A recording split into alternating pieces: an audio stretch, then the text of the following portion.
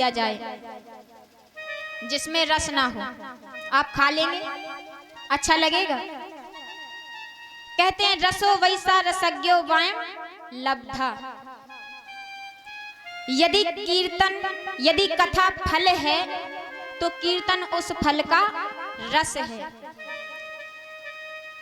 इसीलिए कथा में कीर्तन चेतावनी गाए जाते हैं। अब देवर्षि ने श्रीमन नारायण से पूछा कि प्रभु आप कहाँ रहते हैं? यदि आपको हमें प्राप्त करना है तो हम आपको कहाँ ढूंढें? प्रभु नारद जी का वचन सुनकर क्या उत्तर देते हैं कि मैं वह हूं जहां नहीं रहता, मैं तू का झगड़ा जहां नहीं। प्रभु कहते हैं नारद सुनो, मैं कहां रहता हूं, अपने रहने की जगह बता रहा हूं कि मैं वह हूं जहां नहीं रहता, मैं तू का झगड़ा जहां नहीं। मैं यहाँ नहीं, मैं वहां नहीं, और मैं कहीं नहीं, और मैं कहां नहीं। ना हम बसामी बैकुंठे योगी नाम हृदय नचु मद भक्त्या यत्र गायंती तत्र तिष्ठामि नारदौ। हमारे सुखदेव जी महाराज कहते हैं राजन, भगवान नारद जी को बताते हैं हे देवर्षि, ना मैं यहाँ हूँ, ना मैं वहाँ हूँ, और मैं कहीं नहीं हूँ और कहाँ नहीं हूँ। आप पूछते हैं कि मैं कहाँ रहता हूँ, तो ऐसी कोई जगह है जहाँ मैं नहीं रहता हूँ? अब आप पुनः अपने कथा प्रसंग पर आ जाएं। हिरण्यकश्यप ने पूछा प्रहलाद जी से, जब ये सारे जुल्म कर दिए गए, होलिका में जलाया गया, होलिका जल गई, प्रहलाद बच गया। प्रहलाद बच कैसे गया? होलिका को जो एक साल सूर्यदेव ने दिया था, वह साल होलिका उड़े थी और प्रहलाद को ऊपर बैठाई थी। और प्रभु की महिमा की इतनी आंधी तूफान आता है कि वह साल उड़कर भक्त प्रहलाद पर लिपट जाता है, और होलिका का जब साल हट गया तो होलिका वहीं जलकर राख हो गई। इस प्रकार प्रहलाद जी बच जाते हैं होलिका से। अब जब बच जाते हैं तो हिरण्यकश्यप क्रोध करके कहता, मैं तुझे अपने हाथों से ही मारूंगा। अब हिरण्यकश्यप ने तलवार निकाली और कहता है, अब बुला तेरा नारायण कहाँ है, वरना अभी तुझे तलवार से मार दूंगा। प्रहलाद कहते हैं, पिताजी मेरे प्रभु तो सर्वत्र हैं, आप में हैं, हम में हैं, वो तो कहाँ नहीं है, हर जगह पर मेरे प्रभु हैं। न केवलम वे भवतस् राजन सवई बलम बलिनाम चाप रेशम परे बरे में स्थिर जग माए ब्रह्मा दयो एन बसम पीड़िता। बोलो वृंदावन बिहारी लाल की। प्रहलाद कहता है, पिताजी आप मुझसे कहते हैं कि बुला अपने नारायण को। मेरे नारायण यही मेरे आसपास ही हैं, बुलाने की आवश्यकता नहीं है। प्रहलाद किस प्रकार कहता है अपने पिताजी से कि पिताजी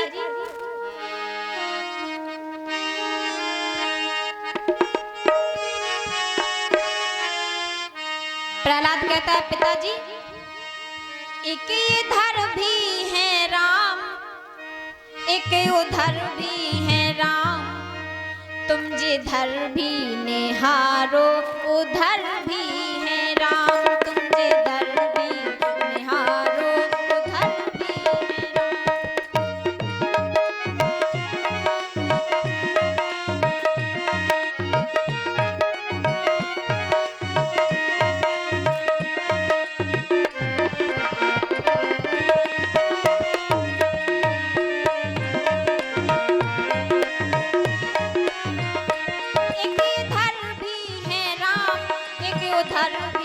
है राम, एक इधर भी है राम, एक उधर भी है राम, तुम जिधर भी निहारो उधर भी है राम, तुम जिधर भी निहारो उधर भी है राम।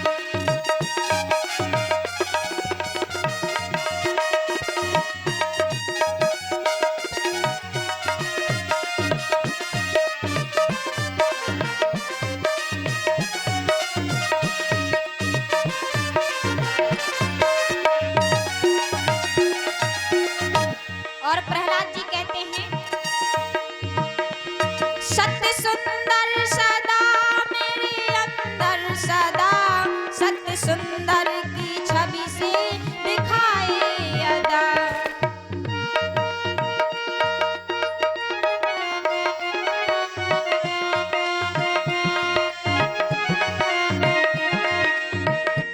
सत्य सुंदर सदा मेरे अंदर सदा, सत्य सुंदर की छवि से दिखाए अदा।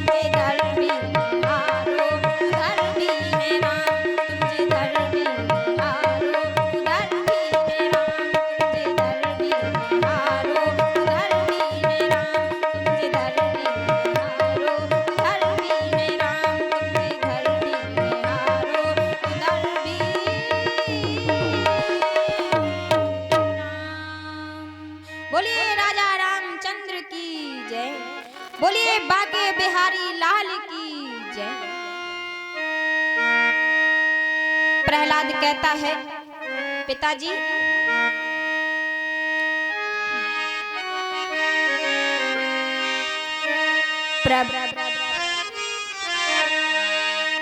प्रभु व्यापक सर्वत्र समाना,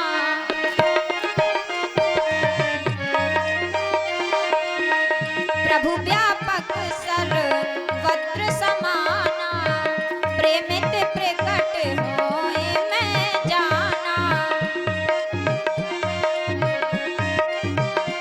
प्रहलाद कहता है पिताजी मैं जानता हूं कि प्रभु प्रेम से प्रकट होते हैं, प्रेमित प्रकट होए मैं जाना।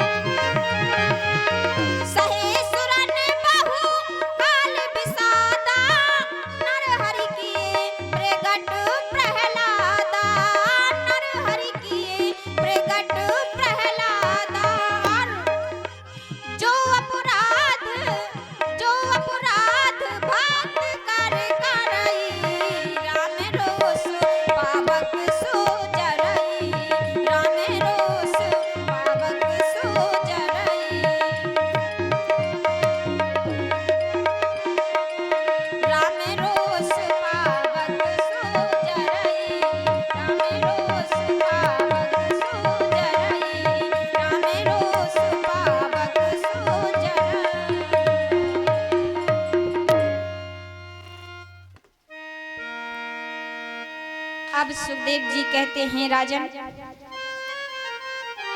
प्रभु का भजन सुनते ही हिरण्यकश्यप ने ज्यों ही प्रहलाद जी को मारने को तलवार की कि बीच में माता कयाधु आ जाती है।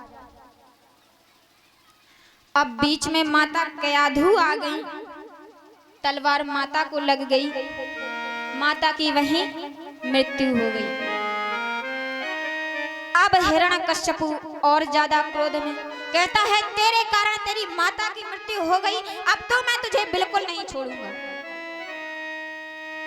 और ज्यों ही तलवार मारने को किया, वहीं पर खम्भ से साक्षात नरसिंह भगवान का अवतार होता है। बोलिए नरसिंह भगवान की जय। अब नरसिंह भगवान ने बड़े क्रोध में हिरण्यकश्यप को पकड़ा और घसीटते हुए बीच दहलीज पर ले गए। बीच दहलीज पर ले जाते हैं, प्रभु कहते हैं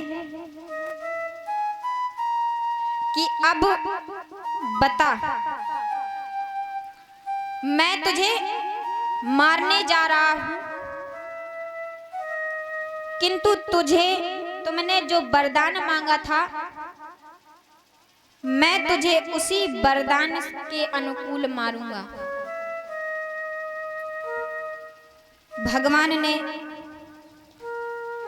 भगवान कहते हैं अब मैं तुझे मारने जा रहा हूं, तो तेरे मन में कोई शंका ना रहे कि मैंने तो ब्रह्मा जी से वरदान मांगा था, ये मुझे कैसे मार सकते हैं।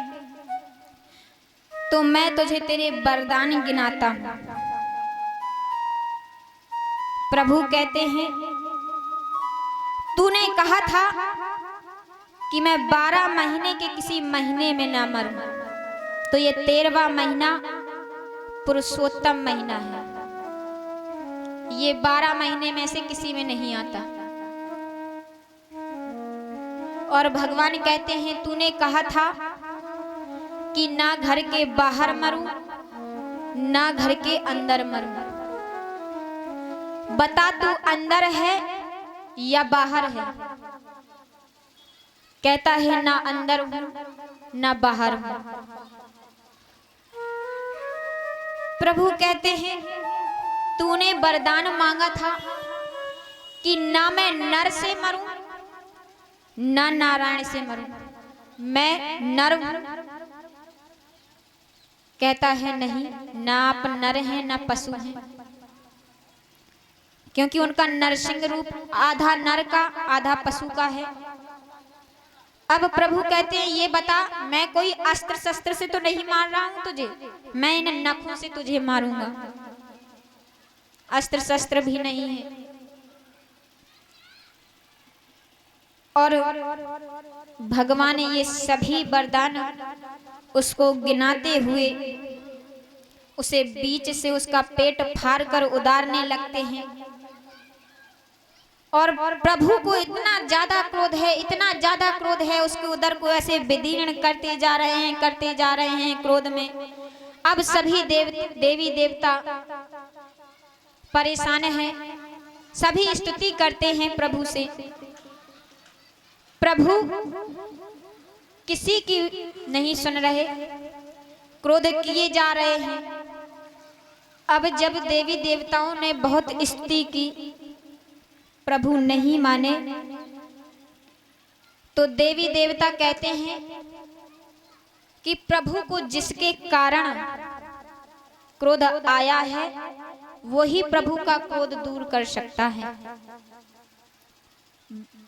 तभी भगवान के सामने प्रहलाद जी आते हैं, और ज्यों ही प्रहलाद जी प्रभु के चरण पकड़ते हैं, प्रभु उसको हृदय से लगा लेते हैं।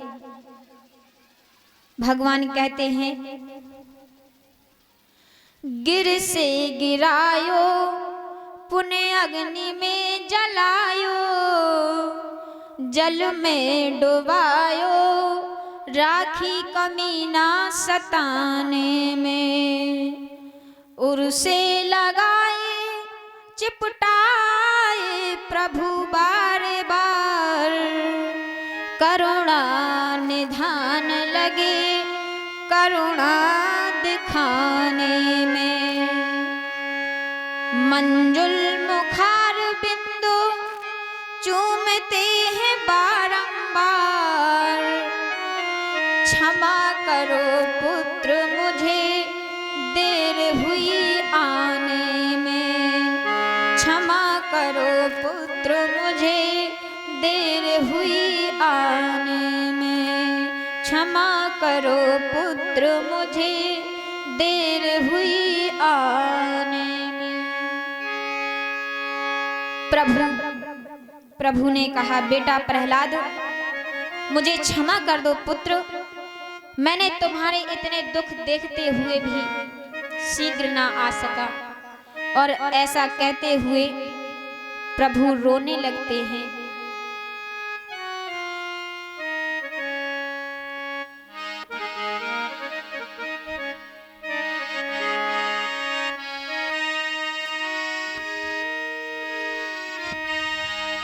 प्रभु यह कह कर हृदय लगाते हैं, रो रो कर आंसू बहाते हैं।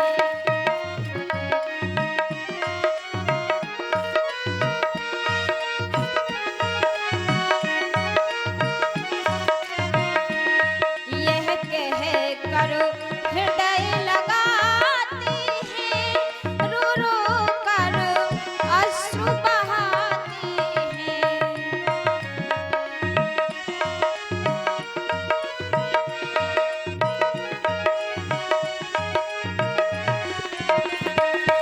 यह कह कर हृदय लगाते हैं, रो रो कर अश्रु बहाते हैं, रो रो कर आंसू बहाते हैं। क्या ये भक्त का अद्भुत आदर है, ये भक्त का अद्भुत आदर है, जो गाकर तुम्हें सुनाते हैं।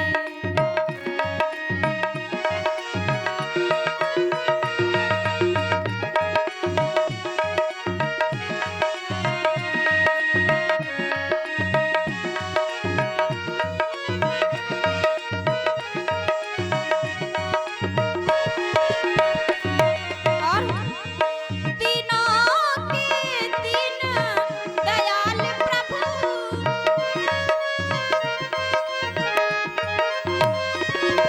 तीनों के तीन दयाल प्रभु, तन जिनकी फटती छाती है।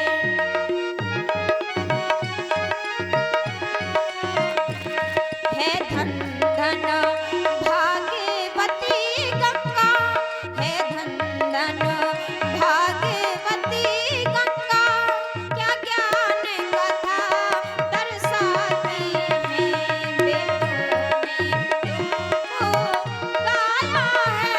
वेदों ने तुमको गाया है, गंगा कलयुगी कहाती है।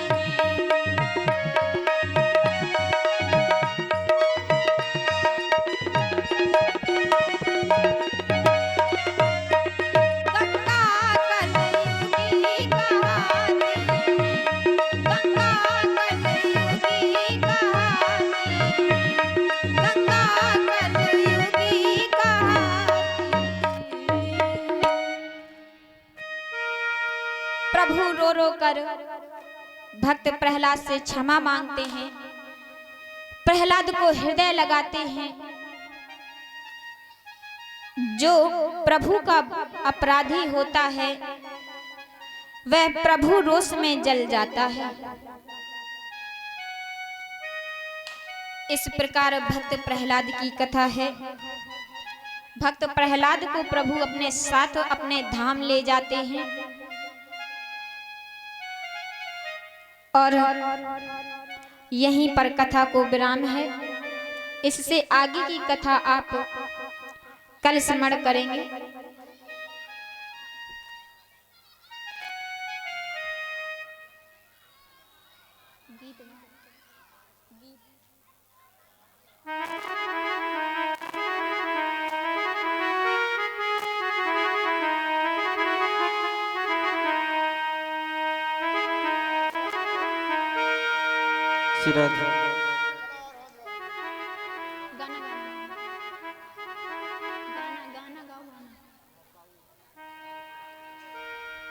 सिराज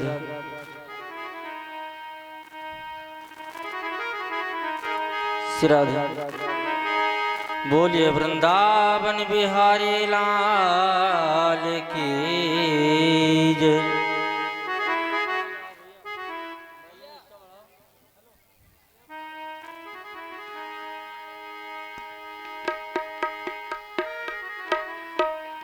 श्री राधे। हे मुरलीधर छलिया मोहन, हम भी तुमको दिल दे बैठे। मुरलीधर छलिया मोहन, हम भी तुमको दिल दे बैठे।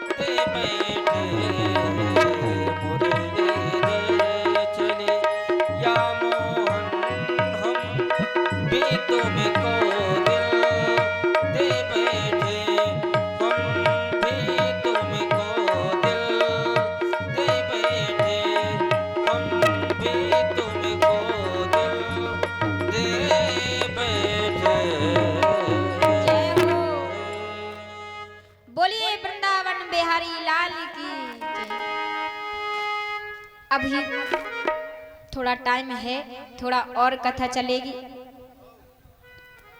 तो अब नारद जी युधिष्ठिर जी के पास जाते हैं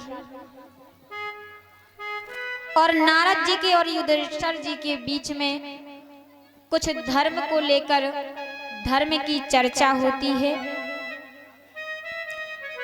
वैसे तो धर्म के 30 लक्षण बताए गए हैं, किंतु उनके बीच सिर्फ 5 की चर्चाएं होती हैं, तो हम 5 में चर्चाएं करेंगे, जिसमें पहली चर्चा है सत्य की। सत्य की चर्चा हो रही है। जितना हो सके सत्य की राह पर चलो। वैसे तो आज के समय में कोई भी सत्यवादी नहीं है, लेकिन जितना कर सकते हो उतना तो करो, झूठ तो मत बोलो। आज के लोगों को देखा है, होते घर पर हैं, फोन करो तो बताते क्या है कि हम रास्ते पर हैं। यहाँ सत्यता है? अरे घर पर ही तो हो, लेट तो वैसे ही हो रहे हो, अगले इंसान को समझ में आ रहा है कि आप घर पर हो। झूठ बोलकर क्या मिल रहा है? छोटी छोटी बातों पर झूठ बोलना। और दूसरी चर्चा होती है दया की। कई बार ऐसा होता है, हम राह चलते जा रहे हैं, व्यक्ति राह में जा रहा है और देख रहा है कि यहाँ पर कुछ गलत हो रहा है। अच्छा, हमने देखा गलत हो रहा है और हम चाहते तो उस गलत को होने से रोक सकते थे, किंतु हमने ऐसा नहीं किया। हम सीधा निकल गए। हमने सोचा हमें क्या करना है, जो होता है होने दो। अब कल को आप वहीं पर फंस गए। अब आप किसी से दया की याचना करोगे, आपकी कोई आप पर भी दया नहीं करेगा, क्योंकि आप कल उसे आपकी कल जरूरत थी, उसके लिए आपके दिल में दया भावना नहीं आई। तो आज आपके लिए भी अगला व्यक्ति सोचेगा रहने दो, हमें क्या करना है। तो इस प्रकार दया की भी चर्चा होती है। तीसरा लक्षण है पवित्रता। कहते हैं जितनी घर में साफ सफाई रखो, पवित्रता रखो, उतना ही जितनी गंदगी हटाओ उतना ही घर में लक्ष्मी आती है। कहते हैं ना कि गंदगी घर में रखोगे तो लक्ष्मी का वास नहीं होता है।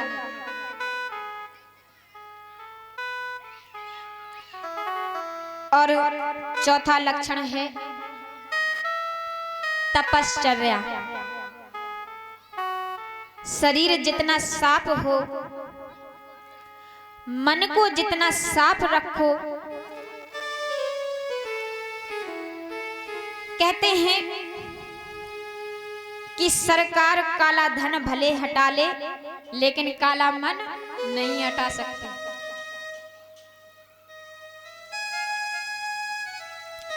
इसलिए मन वाणी को पवित्र रखिए, अपने मन के विचारों को शुद्ध रखिए, किसी के प्रति गलत भावना मत रखिए।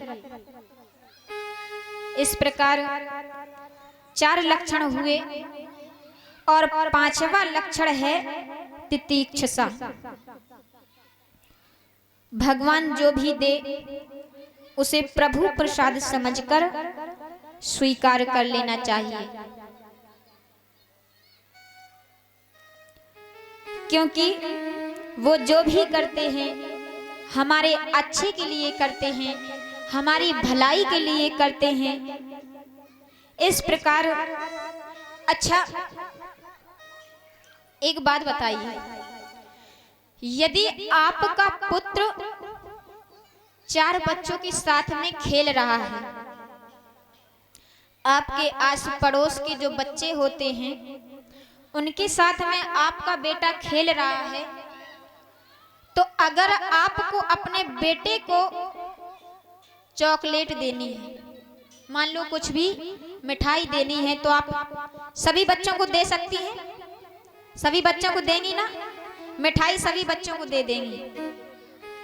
अब आपने देखा कि वो सभी बच्चे आपस में लड़ रहे हैं या कुछ ऐसा कर रहे हैं जो आपको देखने में गलत लग रहा है, तो आप जाएंगी वहां उन्हें डांटने। क्या आप सभी के बच्चों को मार सकती हैं? सिर्फ अपने बच्चे को मार सकती हैं ना? तो इसी प्रकार भगवान हमें हमसे जो कमियां होती हैं, हम लोगों से जो गलतियां होती हैं, तो हमारे माता पिता जिस प्रकार हमें दंड देते हैं, हम सभी को नहीं दे सकते। इसी प्रकार भगवान का वो हमें दंड देते हैं, तो ये समझकर स्वीकार करिए कि भगवान ने जो भी किया है हमारे अच्छे के लिए किया है। अब सिर्फ हमारे ही साथ क्यों किया है? क्योंकि भगवान सभी के साथ, आप सभी के बच्चों को तो नहीं मार सकते। भगवान जिसे अपना बेटा समझते हैं उसी को सुधार के लिए उसकी गलती पर उसका दंड देते हैं उसे। अब जो भगवान के दंड को ना समझ पाए, जो भक्त होते हैं, वह भगवान के दंड को एक दंड स्वरूप समझकर और अपनी गलती सुधारने की चेष्टा करते हैं। अच्छा, अभी चौथे में बताया गया था कि घर में साफ सफाई रखें, घर में लक्ष्मी आती है। एक बात और हम सभी भाइयों से कहना चाहेंगे, ये बात, घर में सिर्फ साफ सफाई ही नहीं, कहते हैं कि घर की लक्ष्मी स्त्री को भी तो माना जाता है। इसलिए सभी भाई पिता सम जो भी हैं, सभी अपनी स्त्रियों को प्रसन्न रखें, क्योंकि आपकी घर में जो लक्ष्मी है वो जितनी प्रसन्न होगी, आपके घर में उतनी लक्ष्मी आएगी, और जितनी वो नाराज होगी उतनी लक्ष्मी जाएगी। तो सभी भाई बंधु अपने घर की बहन बेटियों पत्नियों को प्रसन्न रखें, क्योंकि असली घर की लक्ष्मी तो वो ही है। इस प्रकार युधिष्ठिर जी और नारद जी के बीच में धर्म को लेकर चर्चा होती है। श्री सुखदेव जी महाराज बोले, राजन, इस मानव का जन्म बार बार प्राप्त नहीं होता।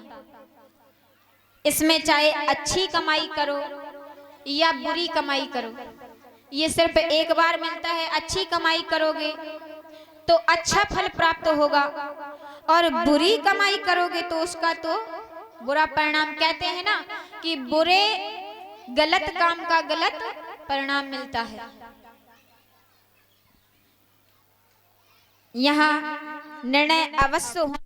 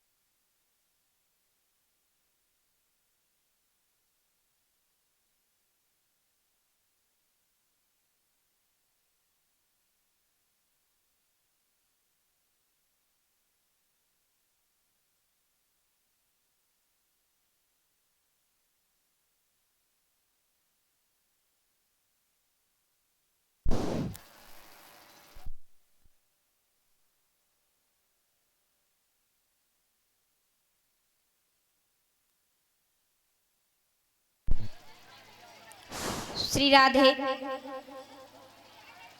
तो कहते हैं कि इस मानव शरीर, एक बार भगवान कहते हैं, बड़े भागतन मानुष पावा, सुर दुर्लभ सत ग्रंथन गावा। देवता भी तरसते हैं मानव शरीर के लिए कि हमें भी मानव शरीर मिल जाए और मानव शरीर पाकर हम भी कुछ प्रभु का भजन कीर्तन कर सकें, वो पुण्य कर सकें, क्योंकि इससे अच्छी कोई भी योनि नहीं है। जब देवता भी तरसते हैं तो सोचिए मनुष्य से अच्छी कोई योनि है। इसलिए इस योनि को प्राप्त कर आप जितना दान पुण्य करना चाहते हैं, जितना कर सकते हैं, जितना आपकी करने योग्य आपके अनुकूल है उतना करिए, क्योंकि अंत समय में बस यही साथ जाता है। जीवन भर जो हमने कमाया है वो कुछ भी साथ नहीं जाएगा। जीवन में हमने कितने पाप किए हैं और कितने पुण्य कमाए हैं, बस ये साथ जाएगा और इसी का आगे निर्णय होना है। ये धन दौलत महल अटारी इसका कुछ भी नहीं है, ये तो बिना काम वाली चीजें हैं। बस यहाँ जब तक हो, जब तक ये सभी जरूरतें पूरी करेंगे, यहाँ के बाद इसका कोई काम नहीं। तो कहते हैं शरीर क्षण भंगुर है, इसमें अच्छी कमाई कर लो या बुरी, भगवान के यहाँ हिसाब अवश्य होना है। इसी पर कहते हैं अस्तो मां सदगमे।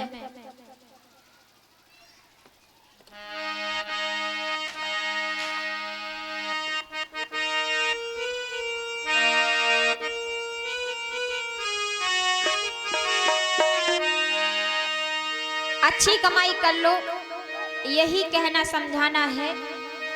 क्या कुछ पल की जिंदगानी, कुछ पल की जिंदगानी, एक रोज सबको जाना,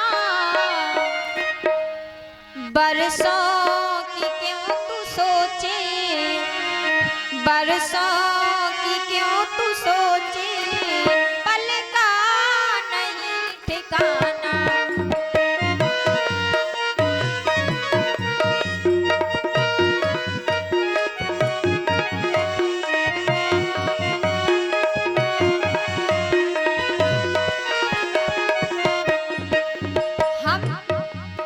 हम स्टाफ रखते हैं 10 साल का। कहते हैं हमारे पूर्व में जो हमारे बच्चे नाती पोते हैं उनके लिए तक जोड़ रहे हैं, यहाँ कल का ठिकाना नहीं है, बच्चों नातियों के लिए जोड़ रहे हैं।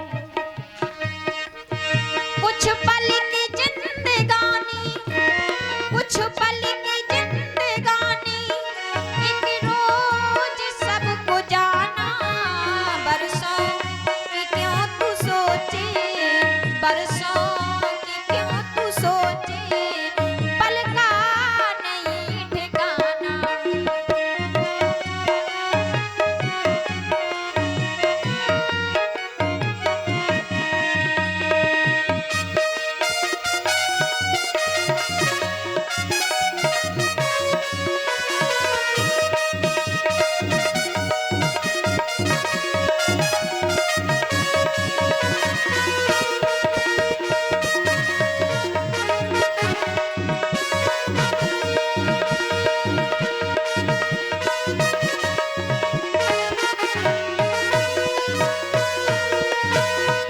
और हम कितने भी साबुन लगा लगा के अपनी काया को धो ले, पाप तो नहीं धो पाएंगे। कितना भी इत्र अपने वस्त्रों पर लगा ले, इत्र लगाने से, साबुन से काया धोने से कुछ नहीं होने वाला। मल मल के तूने अपने तन को है जो निखारा,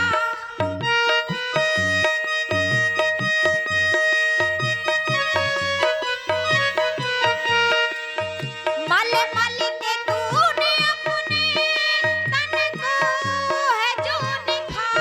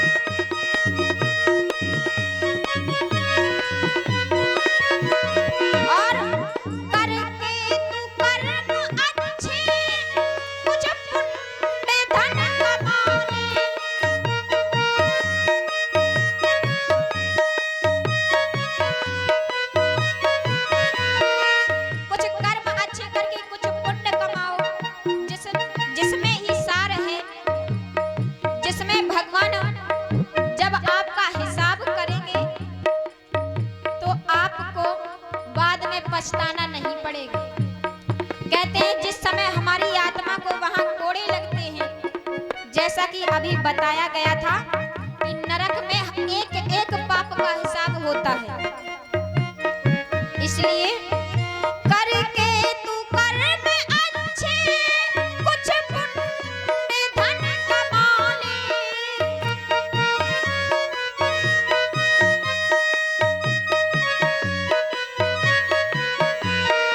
क्या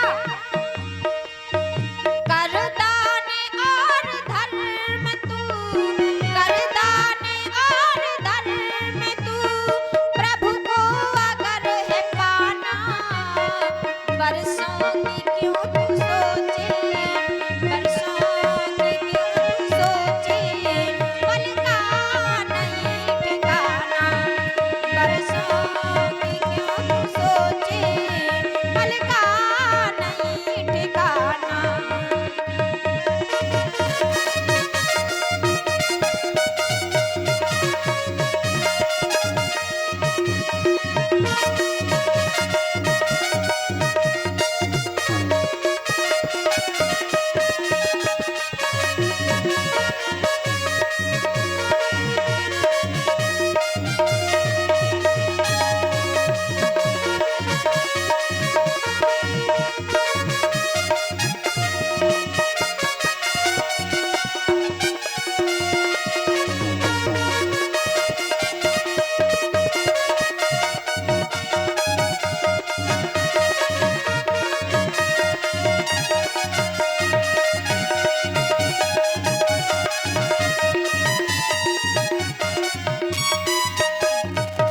और आएगी वह घड़ी जब कोई न साथ देगा, जब हमारा अंतिम समय आएगा तब हमारे साथ कोई नहीं जाएगा, न ये काया साथ देगी और न ये माया साथ देगी। अच्छा, हमें जिससे सबसे अधिक मोह होता है, वैसे तो सबको खुद की काया से ही ज्यादा मोह होता है। हम कहते हैं कि ये हमारे बच्चे हैं, ये हमारी माता है। क्या माता के अंतिम समय में बच्चा साथ गया? क्या बच्चे के अंतिम समय में माता साथ गई? कोई किसी के साथ ना जाता है ना आता है।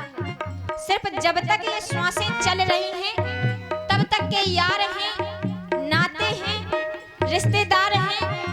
जिस दिन ये सांसें टूट जाएंगी उस दिन हमारा कोई नहीं होगा। एक दिन रोएंगे, खत्म काम। इसलिए आएगी वह घड़ी जब कोई न साथ देगा,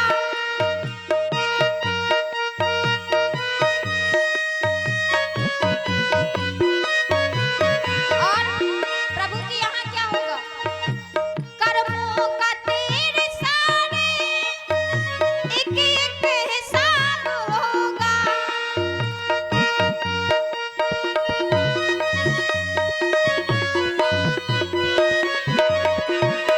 अब जिसे अब इन कर्मों से बचना है कि भगवान के यहाँ ज्यादा कोड़े ना पड़े, क्योंकि यहाँ से मार से तो बच भी सकते हो, छुपा लोगे। भगवान से कुछ छिपा है क्या? तुम जितने भी जैसे भी कर्म करोगे उनसे कुछ छिपता नहीं है। तुमने यहाँ कहा कि हमारे माता पिता कौन देख रहे हैं, जो करना है कर लो, कर लो। भगवान तो देख रहा है, हिसाब यहाँ नहीं होना है, हिसाब तो असली वहीं पर होना है। क्योंकि कहते हैं ना कि मेरा हरि है हजार आंख वाला, जिसकी हजारों से भी ज्यादा हाथ आंखें हैं, वो क्या नहीं देखता? उनकी तो नजर हर व्यक्ति में, हर, अभी कहते हैं हर जगह भगवान है, तब तो सब देखते हैं ना जब हर जगह है।